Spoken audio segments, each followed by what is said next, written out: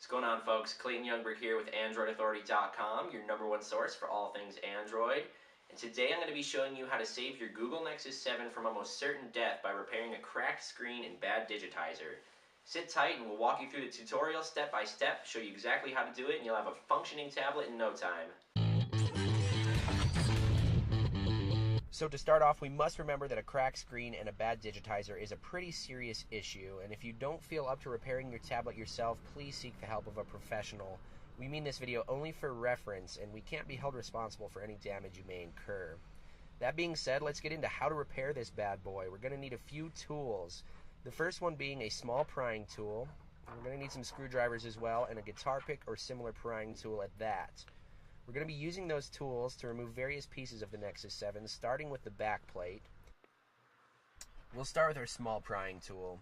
We're going to work along the top, the left, the back, and then finally the right side. I'm going to go ahead and try and pry open the top right corner, and I'll in fact use the small guitar pick because it's fairly easy to do. In fact, you can do this with your fingers if you don't have the tools. And once we have a small crack in the case, we can just go ahead and continue prying it open.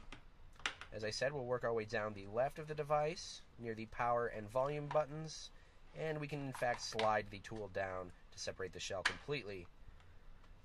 Now the back plate is solely that, and we can set that aside for now, and work on the motherboard and display. Alright, next we're going to remove the battery or the power source from the Nexus 7, and we're going to rock the cable left to right to remove it from the motherboard. I'll start at the right, then left, and we simply rock back and forth until the cable removes from its connector. And once it removes, we can set it aside for the rest of the install because we won't want the device to have any power whatsoever. Next, we'll work on the black tape that's holding down the LCD connector, and we can simply pry that up with our spudger or a flathead screwdriver. You'll just want to be careful of the motherboard of the device and not puncture the board itself or ruin any of the circuitry. Now once the black tape has a little bit of an edge, you can simply grab it with your fingers as well and pull it back.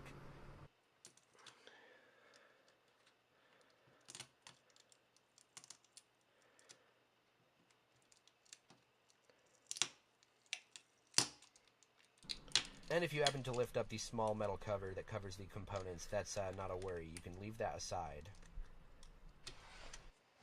Next, we will work on removing the LCD display cable. And we're just going to work our little spudger under the cable and pry upwards. It should give fairly easily. And then we can move it out of the way for the rest of the install. Simply bend it back. We'll then work on the two other ribbon connectors here. And they have pressure clips that we can lift up from behind. We simply pry that upwards on both ribbons, and we can slide them backwards now. Those remain out of the way for the rest of the install as well, as we get started on removing the screws that surround the body of the Nexus 7. And we simply go at those with a Phillips head screwdriver. And when we reach our final screw, we can simply remove the motherboard from the LCD panel. Now the bezel will be attached to the LCD panel as well, but we'll simply grab the motherboard and guide it outwards. And we can set that aside for now because what remains is the LCD and digitizer. Now the LCD and digitizer is connected to a bezel, and if you didn't buy a full new bezel and only the LCD in repair, you'll want to be careful of the pogo connector because you'll have to get that off intact, as you can see here. But what we'll do is use a heat gun, or you can set it in the sun, to remove the adhesive tape that connects the panel. I chose to set my device in the sun as I didn't have a heat gun, but it worked perfectly, and after 30 minutes there is some give to the adhesive. So we're just going to want to gently work our way. We can use a little tool as well, but once there's a little bit of give, we can work our way around the perimeter of the tablet and remove the adhesive. And the goal here is to remove the panel without breaking it, since there are cracks most likely, and also to save the adhesive tape so we can connect the new one. And as I work around here, I'm just working to make sure the adhesive does not remove itself from the actual bezel.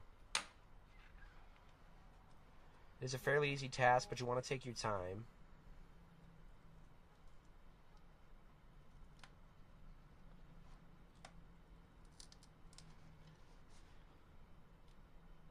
And as you can see, I'm just being very wary right around the cracks of the screen where they reach the perimeter.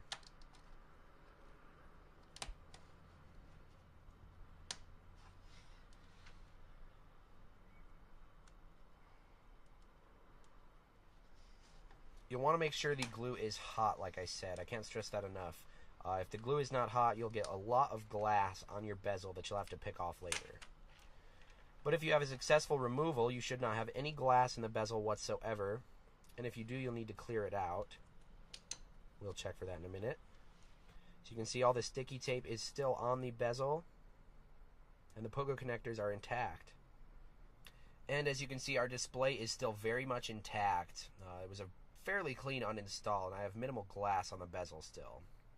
As you can see, there is one small chunk, and you'll want to actually go through and make sure there are no chunks of glass on there, because that will incorrectly seat, or it can damage the brand new display. And we can simply pry those out with a small screwdriver and make sure it's clear. After that, we're just going to simply line up the new display and insert it into the bezel. Okay, next we're going to reseat our LCD connector ribbon.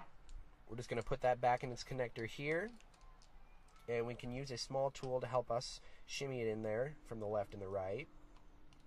We can also use some of our original copper heat shield from the display that we removed. I'm going to reseat mine with that.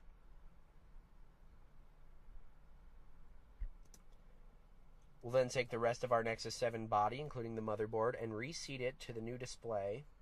We're just going to want to line up the LCD connector cable and make sure that comes out on top there. And work our way down. Then we'll just make sure we have a tight fit, make sure it's seated properly, and then we can put screws back in the perimeter of the device.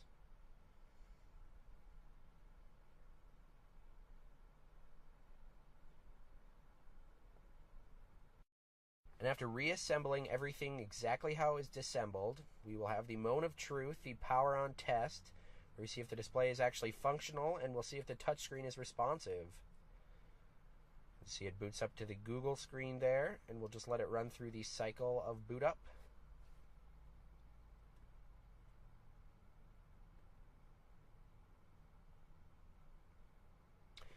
So it looks like the touchscreen is in fact responsive. That means the digitizer was correctly replaced. And we can log in Wi-Fi and proceed to use our Nexus 7 like new. Now I'll provide a link for a brand new replacement screen and digitizer, but make sure you're getting exactly what you need. And if you have any more questions, please feel free to leave them in the comment section. I'll reply as soon as possible. Anyways, guys, thank you so much for watching. This is Clayton Youngberg with AndroidAuthority.com.